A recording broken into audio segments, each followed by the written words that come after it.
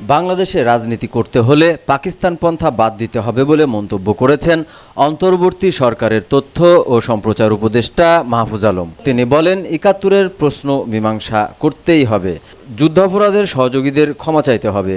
বাংলাদেশে রাজনীতি করতে হলে কোনো পাকিস্তান পন্থা অবলম্বন করা যাবে না। শনিবার মধ্যরাতে নিজের ভেরিফাইড ফেসবুক আইডিতে এক পোস্টে তিনি একথা বলেন। মাহফুজ আলম বলেন, পাকিস্তান এদেশে গণহত্যা চালিয়েছে।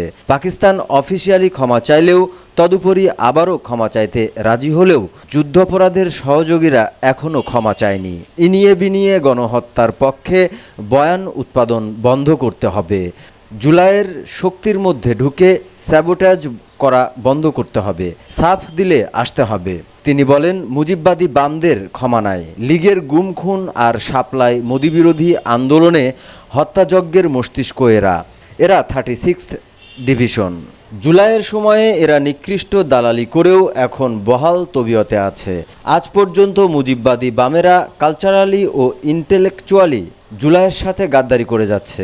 অন্তর্বর্তী সরকারের এই উপদেষ্টা আরও বলেন, মুজিববাদী বামেরা দেশে বসে জুলাইয়ের পক্ষের শক্তির বিরুদ্ধে চক্রান্ত করেই যাচ্ছে। লীগের এসব বিটিমও শিগগিরই পরাজিত হবে। অন্য কারো কাঁধে ভর করে লাভ নেই।